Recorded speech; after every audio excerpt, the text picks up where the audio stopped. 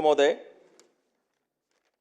आदरणीय चंद्रशेखर बावनकुळे साहेबांनी जे विधेयक या सभा मला ओळखतात सर तुम्ही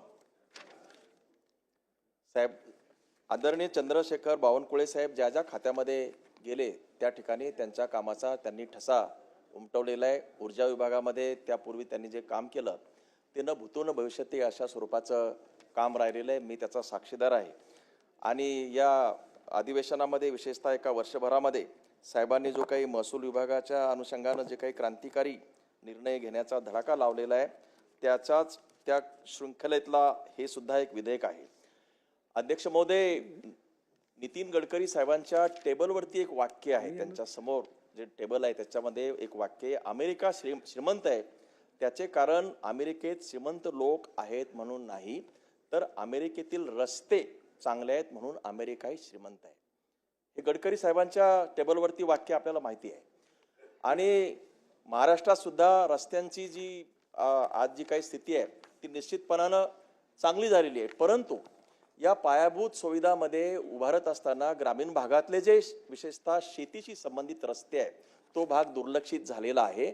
आणि नव्हे हा जो पायाभूत सुविधा ग्रामीण भागातल्या शेतीकडे जाणाऱ्या रस्त्याच्या तशाच राहिलेल्या आहेत, हा सगळ्यात मोठा प्रलंबित राहिलेला भाग आहे। महाराष्ट्र म्हणजे देश स्वतंत्र होऊन महाराष्ट्राला 65 वर्ष होऊन सुद्धा शेतीचे रस्ते गावापर्यंत येण्यासाठी त्यांचा माल मुख्य रस्त्याला जाण्यापर्यंत अडचणी आहेत। आता आपण बऱ्याच सूचना दिलेल्या आहेत। या ठिकाणी गोगावले साहेब सुद्धा मंत्री आहेत। आता ग्रामसमृद्धी जे काही शेत रस्ते पानंद रस्ते जी आणली आहे ती अतिशय चांगली स्कीम आहे।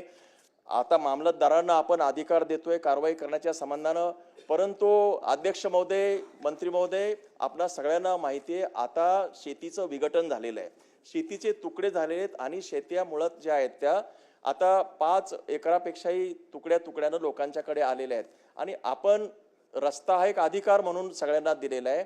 असं असताना आपण रस्ते करा, ज्या शेताला जाण्यासाठी रस्ता पाहिजे त्यासाठी मागणी करतो, सगळं व्यवस्थित आहे, परंतु शेतकऱ्यांनी आता कशाला शेत रस्ते आहेत, पानंद रस्ते आहेत, सार्वजनिक बांधकाम VDR आहेत, ODR आहेत, हे जे रस्ते आहेत रस्ते करायला देतो, परंतु रस्ते करताना शेतकरी शेतीला त्यांच्या ज्या जमिनीतल्या देत नाही। का देत नाही याचं कारण आहे की तिथली ईदभर जमीन सुद्धा शेतकऱ्याची मोला मागाची आहे, कारण त्याला अजून मंत्री महोदय आपण त्याला नुकसान भरपाई देत नाही, त्याला भरपाई देत नाही आणि त्याला सांगतो की आपण हा जो रस्ता आहे तो 33 फुटाचा आहे, हा जो रस्ता आहे तो नियमानुसार एवढा आहे तेवढा आहे, पण त्याला तुम्ही काही मोबदला देत नाही ना। आता जर मोबदला देत नसेल तर हे रस्ते होणे नाही आणि शेतकऱ्यांच्या या थोड्या थोड्या जमिनी काढून रस्ते करा वगैरे वगैरे ह्या म्हणण्याला काही अर्थ नाही।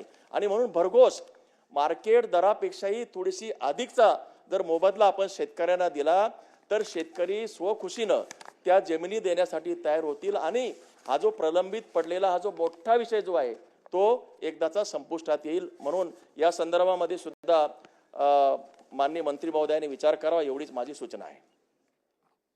माननीय अध्यक्ष महोदय, या विधेयकावर भास्करराव जाधवजी, अभिमन्यू पवारजी, बाळासाहेब देशमुखजी, सुनील शेळकेजी, अभिजितजी पाटील, संजयजी गायकवाड, हिरामनजी खोसकर, राजकुमारजी बडोले, राजेशजी पवार, राम भदानेजी, नाना पटोलेजी, राजू बोरनारेजी, या ठिकाणी सचिन कल्याण शेट्टीजी, कैलासजी पाटील, बाळासाहेबजी नर, हेमंतजी उघडे, सिद्धार्थजी खरात, राजूजी खरे, अतुलजी भोसले, सन्माननीय सदस्यांनी आपला